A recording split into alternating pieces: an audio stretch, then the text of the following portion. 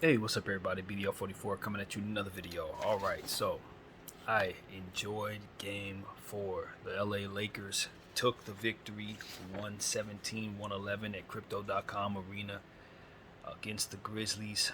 Take a 3-1 lead in the series. It was heart attack central.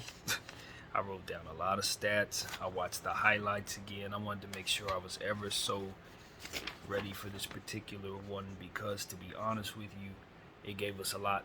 It went to overtime. It was not a minor matchup at all. These guys fought and battled and dug holes for themselves. Both teams did everything they could to make this game as difficult as possible for themselves. I am not going to lie to you. It was that kind of game.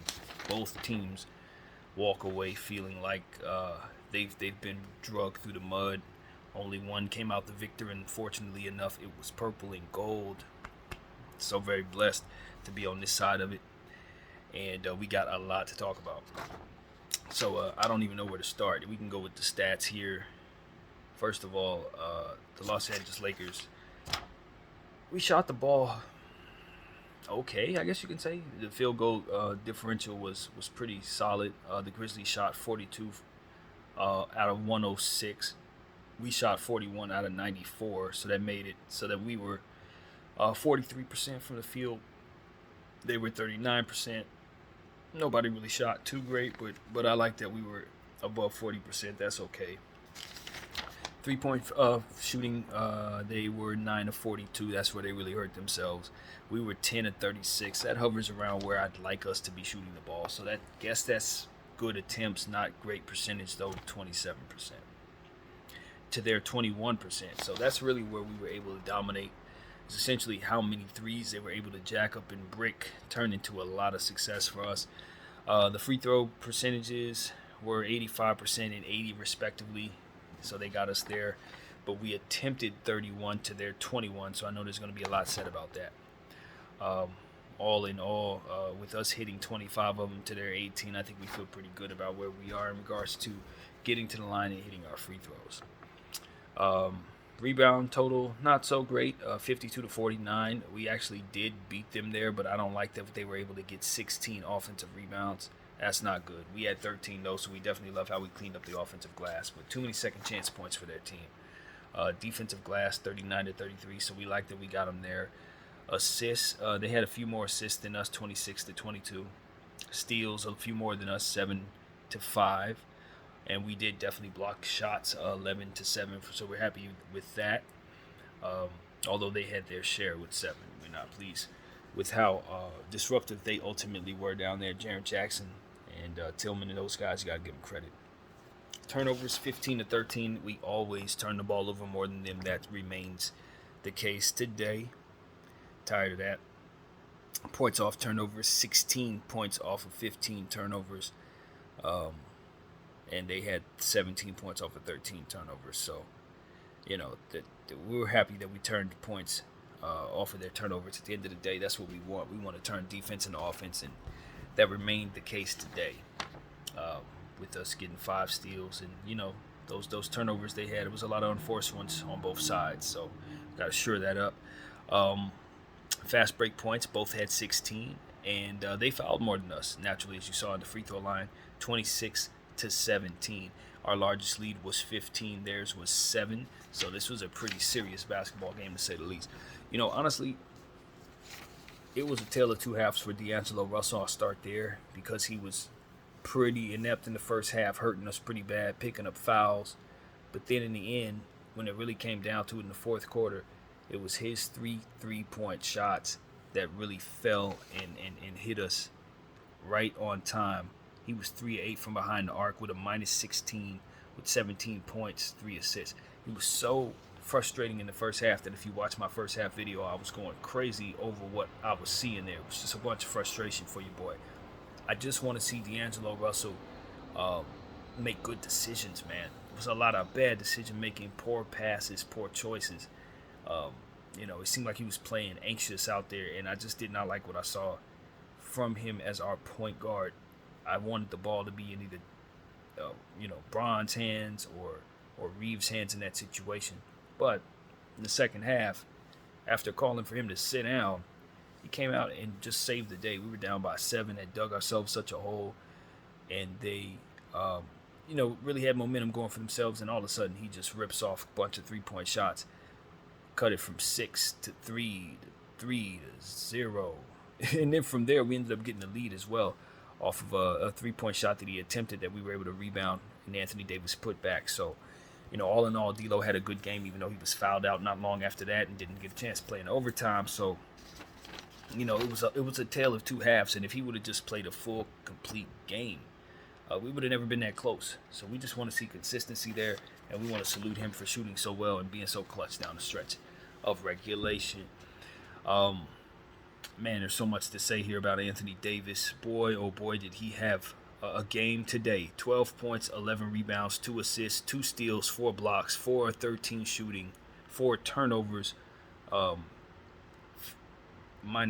but that did not tell the story. He was shooting so awful and didn't stay on the floor for a good portion of the game. He was just going through the motions. This was one of the toughest, rugged games.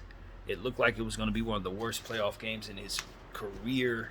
The fact that we won it saved him from a lot of scrutiny. 4 of 13 does not tell you how horrible his shooting performance actually was and how much of this game he actually missed. He played 42 minutes, which is astonishing given how much of the game he was not out there because of foul trouble or just dealing with an injury that really wasn't an injury. He just kind of fell on his side pretty bad and it was bothering him. Started off 0 for 3. It was just a struggle through 3 quarters for Anthony Davis. And the shots that he did hit were probably like tip backs on offensive rebounds, stuff like that. So it was just a really tough offensive night. 12 points on 13 attempts. This is just like game 2 where he was 4 of 14. I mean, it's the same thing. And then you get the blocks there and the steals, so you feel great about how he was able to rim protect and ultimately contribute to the win.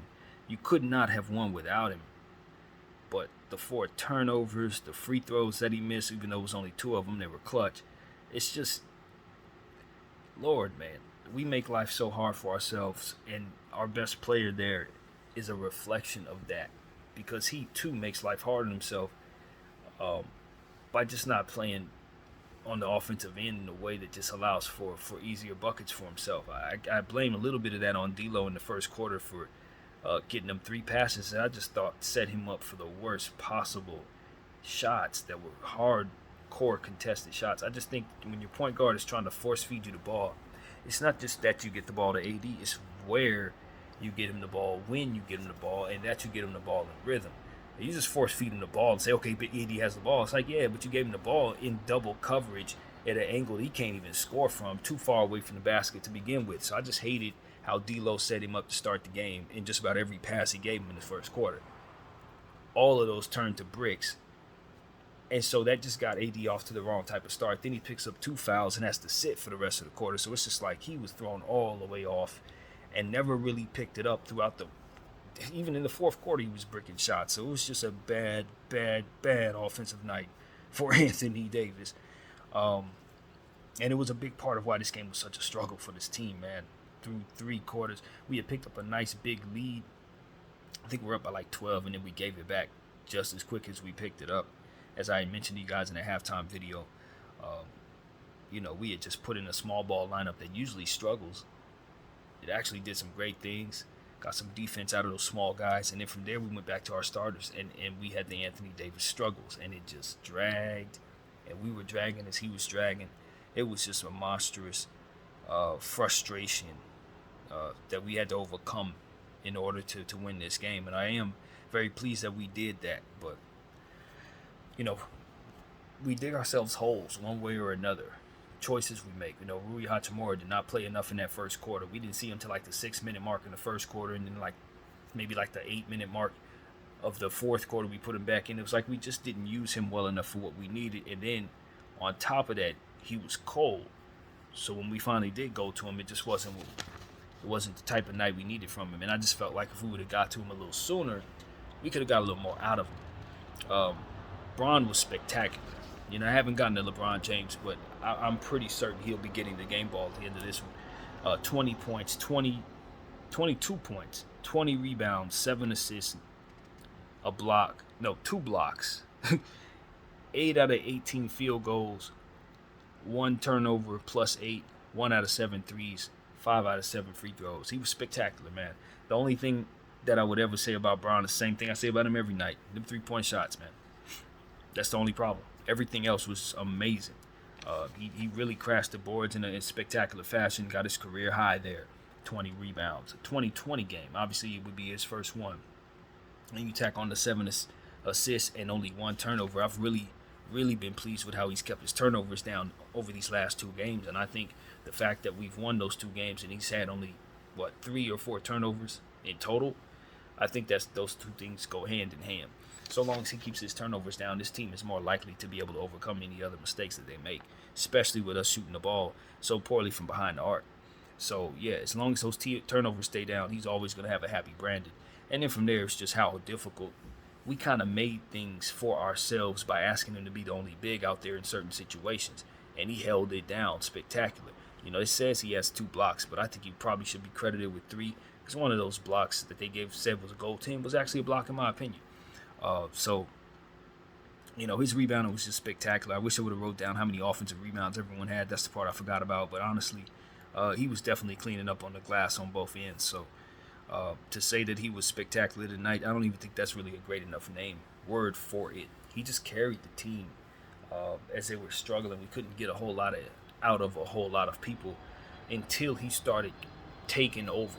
Until he started really putting the team on his back and just bullying people coming out of the weak side in situations and just really focusing on crashing that glass and getting us as many inside buckets as possible, driving at the rim every chance he got, and trying to manage broken plays. We had a lot of broken plays, a lot of stand-around offense, terrible stuff that we were running out there that made life so hard for ourselves. There is a real conversation to be had about just how really irritating that hole we dug for ourselves actually was. It was just us doing things that don't work, asking players to shoot the ball that aren't likely to make the shot very often, seeking out Vanderbilt plays, even though he really was good with everything we asked him to do. It still just came down to, why are we even trying to do these things?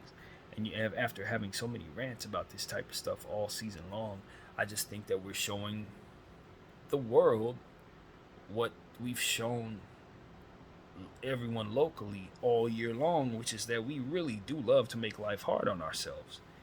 And I've wondered why the Lakers have done it. I think it's done purposefully. So at this point, I got to temper my frustration in understanding that, this is how they choose to display their basketball team. They don't have to make games as interesting as they do, but for whatever reason, this is the product that they want to put on the floor. And though it's frustrating, it's just what we have to live with, because if you pull your hair out and keep telling the camera every day that there's things that this team can do to make life easy for itself, and they keep on choosing to do things that don't work, eventually you just realize, this is what they want. I guess someone behind the scenes says, we do not want blowouts. We don't want that. So you cannot do stuff that's just going to give you the highest percentage to succeed. Because if we were to do that, these games would be over at halftime, man. And I don't think it would be a very fun product to watch. So I've surmised, after watching this for 2 years, that we run small ball and we tend to do certain things that have a lesser chance to win, so that we can showcase the other team's talent, showcase our own, and kind of dumb down the product so that it's fun for us to watch. I genuinely believe this at this point. Because if you don't put Rui Hachimura in the game, and he's been killing his team. I illustrated to you guys that he's been on a rampage against the Memphis Grizzlies, especially against the Memphis Grizzlies. So we just conveniently removed him from the start of the game and conveniently found ourselves trying to shoot threes with Vanderbilt. Now, mind you, Vanderbilt hit 2 out of 4. We were spectacular in regards to being able to execute what we were trying to do. But it's like looking at something that's going to work only 20% of the time and saying, yeah, that's what we do. Let's do that. It's like, why would you otherwise do that? You know what I mean? In my mind, I've concluded because they want to keep these games close. Because they want people who would otherwise turn the channel off if the game was 127 to 56 to keep watching. So that's what I'm gonna tell y'all. I genuinely think the Lakers could have won this game by 30 points if they would have chosen to do a few other things. But we decided to make it hard for ourselves. And to be completely and utterly honest with you, I saw the other coaches do the exact same thing. Call me crazy, but I know they can use other players in different rotations in such a way that would have attacked us. But they chose not to, and I was happy about it because it made us the victor. So what you saw was Desmond Bane and all their guys attempting 3-point shots. And, you look at Desmond, he was 3 for 12, even though he walked out of there with 36 points. Ja Morant, 1 for 6. Dillon Brooks, 1 for 7. I mean, after watching Dillon Brooks miss so many shots, you get to a point where it's like, why are they even playing this dude? Like, why haven't they put another player like Luke Kennard in the game and let him jack a bunch of shots in the air? He was 2 for 4, I think, on attempts or something like that. I didn't even write the bench down. I wrote the words bench stunk in regards to the Grizzlies because that's exactly what it was. I think they had like a total of a minus 26 from their bench, but they didn't hardly use it. I mean, they just sat there and shot threes all night long. So I'm like, well, in that case, we can get away with all the stuff that we're doing that's kind of mediocre because at the end of the day, they're doing the same thing. So let's enjoy the playoff game and enjoy the win. And that's what I saw. Two teams, coaches that just kind of dumbed it down, didn't use half of what they could in a playoff game. And it made for a close game, and it made for awesome superstar talent, showcasing what it is they can ultimately do. I think at the end of the day, what I just wish we didn't let happen was Bron get so beat up down there. He was asked to be a rim protector and a rebounder, and it's only, game 4 of the first round? I mean, if you're trying to win a championship, you're only 20% loading, and you're already gassing out your oldest guy. I mean, that's a hard path to take when you have so many sizable players to use. Bamba, Tristan, Wenyen, Rui, AD. You know what I'm saying? All of those people can rebound the ball. Why am I putting LeBron in the position to have to rebound so much that he has 20 boards? And we're like, oh my God, Bron has 20 boards. It's like, yeah, but like, why the hell did I even ask him to do that? Why would he even have to do that when I have so many people that can get 10 boards, 5 boards, 8 boards? They're available to use. You're putting Bron in a pinball machine, as I like to call it, to take on all this punishment. And it's like, yeah, we've pulled it off, but what the heck did we even ask to do that for? Why would we want to do that when we can do so many other things? You see what I'm saying? So it's like, that's the story of the LA Lakers. That is why we're only the 7th seed as opposed to being so good. It wasn't all just because the roster was kind of It was because we were doing this type of crap. Digging ourselves purposeful holes for your amusement. You know what I mean? And you have these heart attack games. Oh my God. It's like, real basketball fans know, if you look at this roster, bro, Lonnie Walker would have scored 30 in a game like this. There wasn't nobody out there rushing at the rim as fast as he would have been. Nobody but Ja Morant, the only other person that can even do that. Some of the stuff that you saw out there, the rebounding and stuff, Bamba would have very easily stopped a lot of that. That little last second dunk that Ja had at the end of the third quarter, yeah, Bamba's down there with his hands up. That's not happening. You see what I'm saying? So it's like all of this stuff is showcased so that superstars can be who they are. Bron got his career high 20 rebounds. It's like Bron shouldn't have even had to rebound the ball 20 times. You know what I'm saying? Like, that's not something you should need to do as a team when you got all these damn bigs. You ain't got to do all that. So it's like, a fan like me just understands that we're doing certain things, and it's the showcase of the playoffs that they want to just kind of do certain things. And so it's like, I guess if that's what it is, okay. But what you end up doing, league, is wearing down the stars. So in the finals, when you want them there, they're not there because you've done this bull crap trying to showcase. You ain't got to do this. Just win. Fans are going to be happy if they win. Bron don't need to get 27 rebounds for me to be happy. He just needs to win, bro. And if that's what it takes to win, cool. If that's the only way we can get boards, of course that's what we want him to do.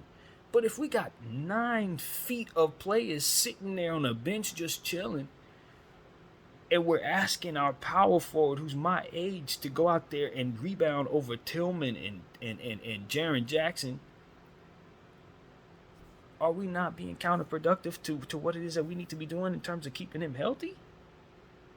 I just don't get it. I don't get it. I want to get it, but I don't. I'm happy because we won, but I just know we got a long path. This is just the first round, y'all. You know what I'm saying? So I'm glad we're going to buy ourselves some rest. If we can close this team out in Memphis, yay. But why did we even have to play overtime? Extra basketball. Why we play overtime? Because we dug ourselves a hole. Why did we dig ourselves a hole? Because we wanted to. And I'm telling you, even if I was behind the scenes saying, let's keep this thing very lively, let's dig ourselves a hole, so to speak, that we know we can dig ourselves out of to keep fans watching. Even if I was thinking that, I'd be like, okay, well, we got to have another path. Because if we use our stars to do this, they're not going to be around when the biggest moments come around. So it's just, I don't know what the cap is, if that's what they're doing or if they're just actually like really stumbling this way. But I assure you, I've said this over 880 times in this camera, y'all. There are things the Lakers can do to make life easier for themselves. They choose not to. And this was yet another example of that. So, I was happy with Austin Reeves. I'm looking at these numbers. Guys were really contributors. We had 6 players in double figures. You got to love that. You know what I'm saying? Braun with 22 and 20. Reeves with 23, 4 rebounds, 6 assists, 1 steal. 7 of 16 shooting, 3 turnovers plus 12, 2 of 5 from the 3, 7 of 8 from free throws. So, good numbers. Good numbers. Happy to see him get a couple threes there falling. Of course, we've already mentioned D'Lo and how he helped us. And Dennis Schroeder, man. Dennis Schroeder was another guy who was really an unsung hero. Highest plus minus of anybody on the team this evening. He was just awesome from start to finish, even though he was making his, here and there mistakes, 3 turnovers. All in all, he was just intentional on getting to the rim, intentional on helping the team, flopping in key areas. I call it a flop, but he was drawing fouls, man. In situations where momentum needed to be stopped, here you go, falling on the floor, Dennis. You just got to appreciate his overall intentions, pulling AD off the ground, trying to get him to get back in. I know you're in pain, brother, but this ain't the time to be slowing down. You got to get up. Like, it was just his heart and his intention on turning this game into one that was going to be a victorious one for his team. I thought that he showed about as much heart as anybody on the court tonight, and I don't think the numbers tell the story at all. 12 points, 1 assist, 2 steals, 2 blocks. What he was doing on the defensive end. I called him out, and he answered the bell. And it ain't always about stats. It's about how well you complement your team. And when we call on you to play small ball lineups with Beasley and D'Lo, and this is exactly what we need from you, to come out and cause havoc defensively, stealing the ball from Jaren Jackson, guarding people much bigger than you, and just ultimately being intentional with the possessions given, driving to the lane, getting to the line and hitting your free throws, 6 of 6 there, not taking errant 3-point shots and turning the ball over in that way. Only 1 3-point shot attempted, missed it, but that's okay. The point is, he gave us 3 of 5 field goals. That's efficiency. Didn't overshoot, and he didn't find himself disappearing in this game, and that was ultimately what I wanted to see. I hope that this is a prelude to him continuing to play well. I know he's a bit banged up. I know our coach refuses to play his backups like Lonnie to give him a spell. But at the end of the day, DS has been there all year long, and we're going to continue to need him to play just like that every single playoff game if we're going to win. So that's what I want to say. He needs to make his mark on every game, and him being a plus 24 is what we need from him.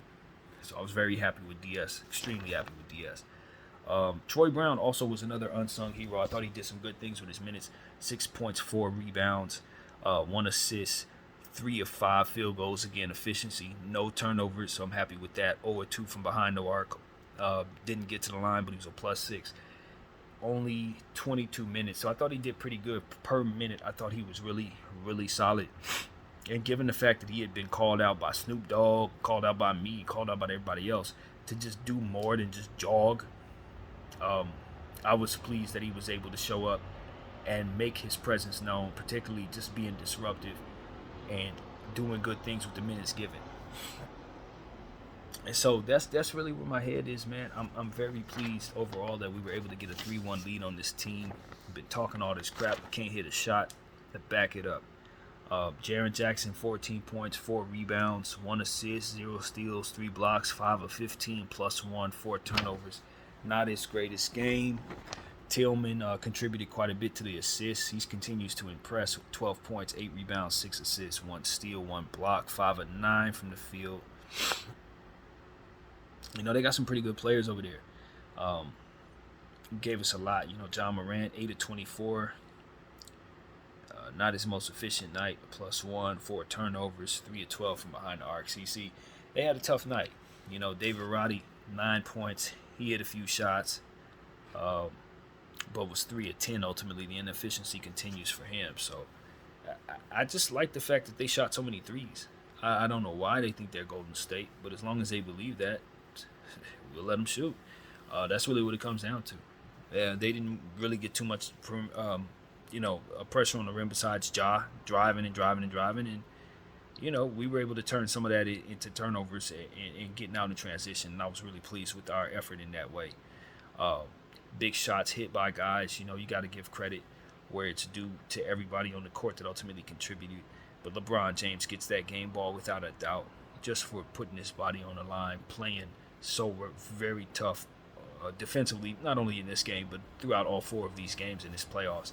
I like how he's approached these series for the most part. I just wish that we would have a bit more reservation about our 3-point shots and have a bit more concern about what happens when we shoot them, because if they don't fall, it's transition buckets, man. We've seen too much of this. We are creating transition opportunities with various things that we do as a team, and we need to just limit those. And it's not just shooting the 3, it's turnovers, and it's various other different things that are just, brick, mid-range jumpers, whatever the heck it is.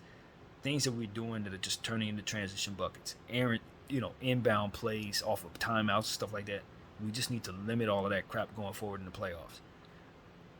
But right now, I think it's a sigh of relief. I think that's what I'm feeling in regards to this game. I was poised to be pissed off. I was poised to be disappointed. Obviously, going into overtime, you love the fact that we erased a 9-point deficit with such a little bit of time. So, you were relieved going into overtime, if anything, even though some things could have went a different way, missing free throws, all of the different things that led up to our situation. But at the end of the day, I just felt like in overtime, we really stepped up, man. LeBron James really played well. 13-7 is what we outscored them. Looking at the points that we had from quarter to quarter, we gave up a big 31-point third quarter here that does kind of glare. And we did not really have a 30-point quarter of our own. So this wasn't our greatest, scoring game at all. But overall, we kept it above 22 points a quarter. So I guess you can say there was balanced scoring there. But our defense waned some. And that's why we ultimately found ourselves in overtime, I would say. But, these numbers don't really tell the story. It was just an effort game. And a lot of what we did was just building ourselves such a hole that we had to dig ourselves out of as usual. And so, I'm relieved. I'm beyond anything else. I'm just relieved. I was so very pleased that we hit the shots we did. Bron was so triumphant down there, getting these buckets underneath the basket and just ultimately, bringing his team to triumph. I love what I saw from Austin as well, hitting big shots. Rui Hachimura, you got to give credit to everybody who contributed down the stretch of that basketball game. And even though I was angry at D'Lo, I know for a fact we do not win this playoff game without his shooting. And this is what I want to say about that. When we're asking him to do so many different things, we just got to let people do what works for them. All the different stuff we were asking him to do throughout the game. Be a point guard for us. Guard this guy. Help on the boards. All these different things. D'Angelo Russell's gift at the end of the day is shooting the ball and passing in tight windows. You know what I mean? Like, that's what he's good at. So if you want to get from point A to point B with that guy, just put him in positions to do what he did down the stretch of the basketball game tonight. Easy set shot, 3-point shots, boom, let him fly. When the pressure's tight, he's gonna let it fly. He's gonna hit the shot. That's his brand, ice in his veins. All this other stuff, asking him to be the point guard and keep the pace up and all these different things, put pressure on the rim. That's turned out to be trouble. You know, putting the ball in his hands in pressure situations in the playoffs and asking him to just be Chris Paul, then you ask for trouble. But if you want to rely upon his God-given ability to shoot the ball, he can light it up. And so if we put him in positions to do that, then we'll get that out of him. And so that's kind of what I want to see our team learn from. It's just stop asking people to do so much that they shouldn't be asked to do. Vanderbilt is not all of this stuff that we're asking him to be. I'm happy he went 6 for 9 tonight, but we're not using him right. He's a minus 18 on the night. You know what I'm saying? A minus 18 even when he's playing well? Why is that? Because he's not being utilized properly. That's why.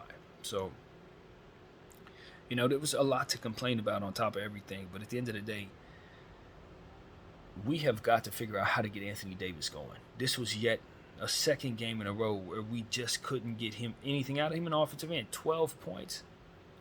I know that we got to 12 points a lot of different ways that weren't Anthony's fault.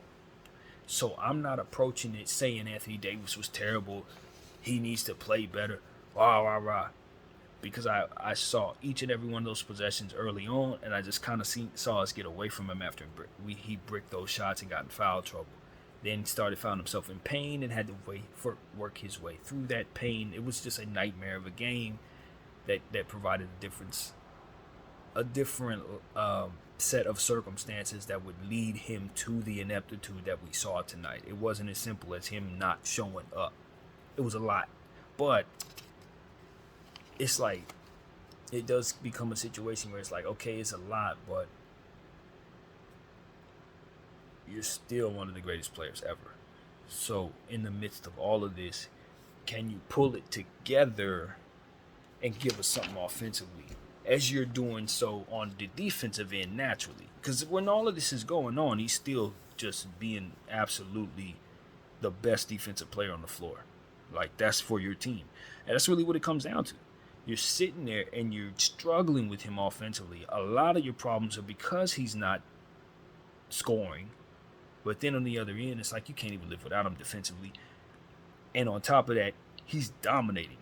It's not like he's just keeping you going. No, he's controlling the whole game defensively. Nobody's scoring anything because of him. So it's like, you get to a point where it's like, you're digging us this hole and you're pulling us out of it, Anthony. Just like our team is digging ourselves its hole and pulling itself out of it. It's like, see these layers of different stuff that just continues to be here with this team. It's a reflection of its stars. It's a reflection of itself. And so we just need to snap out of that. He needs to snap out of that. And as he does, we will. We go as Anthony goes, man. We're a reflection of him. He was a reflection of the game and the way we played and all of it. And so if he's going to be better, we will be better. Bron did everything tonight. He was superb, and it barely got us to overtime with the struggling Anthony Davis. So Anthony needs to understand that. Bron's going to tear himself apart doing things the right way. But if you don't give us more than just you digging yourself out of a hole after digging yourself in it, it's just not going to make for us having very good games. And eventually you're going to wear yourselves down, Lakers. You're going to wear yourselves down doing it this way. Just like you're wearing us out as fans. You see how exhausted I look, how tired I look? It's because I watched the overtime game where my team was just pulling teeth the whole time. And if it weren't for D'Angelo Russell just stringing off a couple 3-point shots that could have very easily ran off the rim, then we'd be talking about a 2-2 situation. That's how real this is. So all of my concerns in the last game about us not playing well and having it lead into this game, they showed up. And we overcame them with our talent, as we often do in situations. So that's what it was, man. I we went to stuff that often doesn't work, and it worked. Small ball lineups really did work tonight. Malik Beasley, he was only out there for a couple seconds. He had 3 points, didn't contribute in any other way. 1 of 4, -1. The shot he hit was a 3, so you're happy about that. Coach got away from him. It wasn't really much to say there. But, you got to give credit to Austin Reeves as well.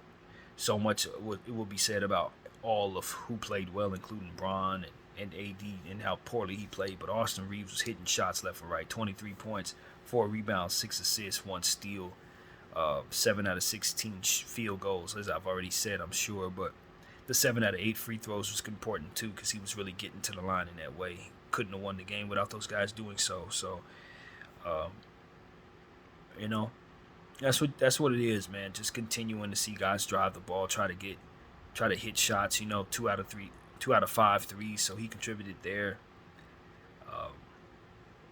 Can't complain, man. I cannot complain. I'm happy my team won.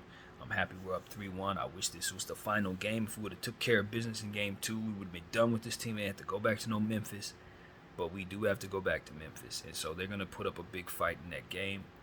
As we already know, we don't expect them to roll over. The crowd is going to be crazy. The stars are going to be out, all of that. I do not expect that the Memphis Grizzlies think this series is over. I think our team may be, relaxing, slapping hands, thinking this game just won us the series. But I'm telling you, this is one of those infamous, remember how many people have blown 3-1 leads type of situations. You got to really think about it. You do not want to be in a situation where you're the next team that people are talking about has blown a 3-1 lead. This is a key situation. So, how did 3-1 leads get blown? By people not taking Game 5 seriously. By people thinking because they have the cushion of Game 5 and 6 that they can chill in Game 5. As a reflection of how we've handled a lot of games this season. Yeah, we're prone to this. Which is why I'm having these words in my mouth right now. We need to not take Game 5 as if it's a cushion for all things that we do. Oh, you can just kind of relax in Game 5. Oh, we can load manage, so to speak. No, you cannot. A lot of things can go wrong if you play extra basketball, and we're an older team. We do not. You better look over at what's going on in Milwaukee and Miami. Do not toy around. Let's get this series over with. It's going to take the same energy, if not more, to beat this team. And I got to say this. I watched us play small ball all night long, and I conditioned myself for the best I could to understand that I'm giving up rebounds for an opportunity at ball handling. But when I look at 4 ball handlers on the floor and offensive possessions where there are absolutely no movement, and the only person who has the ball in their hands is LeBron James, why do I need Dennis Schroeder, Austin Reeves, and D'Angelo Russell on the floor at the same time if LeBron James ball handling? Why do I need that, coach? Don't I need people on the floor who are going to be ready for catch and shoot situations? Don't I need defensive players who are going to help rebound and help us on the other end? Why am I punting offensive rebounding, defensive rebounding, rim protection for an opportunity at useless ball handlers? That was so grueling to watch as someone who loves the game and as someone who respects what rebounding and defense and shot blocking actually means for the game of basketball. Seeing us punt it for an opportunity at an extra couple jump shots and a couple of drives at the rim and a little bit of foot speed or what have you, it's real hard for me, man. I do not believe in it at all. And I watched it cause us regulation, because at the end of the day we had an offensive rebound that we gave up, and I know that only happens because we don't have Bamba, Winyon, or anybody for that matter who could rebound the ball in that situation except for AD and Bron, who are not bigs, as we've already discussed 100 times, including today in the pregame video. I was livid in the fourth quarter watching that bull crap. And I just want people to understand that. I do not believe in small ball. I don't believe you should be punting defense for offense or rebounding for offense. And I think we got away with it tonight. I'm happy to be up 3-1. But that style of basketball is infuriating, quite honestly, especially in the playoffs. It's infuriating. So that's just what I want to say, man. Good win, good win. I love how those small players played. Like I said, Dennis Schroeder was played big, gave us some stops tonight, got stop block shots. I mean, they did their job within those roles. It's not the players in this situation. It's just the philosophy. It's just the idea that this is what we should do in order to win games. And I'm telling you, I just have an inverted thought. It drives me nuts to watch this crowd. So that's what it is, man. I love what we won, though. Go Lakers. Great win. Great crowd. Staples Center, Crypto.com arena showed up, showed out. I thought we were really, really on point for both of these games. So kudos to us for that. And they treated us with a couple of wins, man. We protected the house. Congratulations, LA, for the intention that we had on running what was told for us to run as a unit. Our team did what we were supposed to do. We displayed effort in everything that was asked of it. So that's important to say, because a lot of times you complain about the style of play. That doesn't reflect in how you feel about the players doing what they were asked to do. We did what we were asked to do, and I thought we did it pretty well. Anthony Davis, I'll leave it with this. This is where I'll end the video. I think a lot of what was going on out there was him going through the motions, man. Even though you're having struggles, sometimes you welcome those struggles somehow. It's almost like the dog that ate your homework thing, but in a deeper way. It's like you're spinning around in circles, and then when you stop, you're dizzy, but you don't realize that it was, it's as if you didn't realize you were spinning in circles, which is what made you dizzy. I think Anthony Davis needs to slow down, and in situations like tonight, after the first bad pass that D'Angelo Russell passed Drew the Rock into a bad situation, that's when you go to D'Lo and say, let's slow down the pace so we can stop this spiraling. I think that's what you do to keep all that from transpiring. Because what ended up happening was Anthony Davis had 3 bad plays, 2 bad fouls, and then everything went left after that. And he could never get himself going. And there is way too much pressure on him to get going. And some of the little teardrops and little hook shots and all that, it just didn't fall. And it just added to the inefficiency.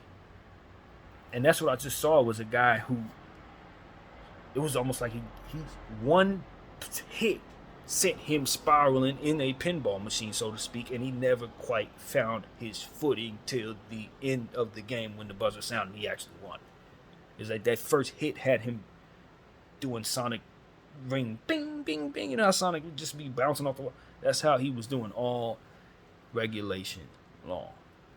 So that's what I have to say, man. Anthony Davis has to find a way to keep himself from finding himself in those type of games where he's bouncing and never quite getting his footing and ultimately walking away with barely 14 points. That's not even acceptable for any superstar, let alone one who's capable of getting 60 points. So Anthony Davis got to get his crap together, man. I don't care how he does it. I don't care what he does.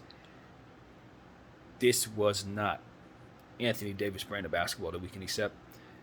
And it took a lot of everybody else to overcome what he didn't give us offensively at the end of the day. So that's what it is, man. Love him on the defensive end, but yet again, we're left wanting a lot more offensively.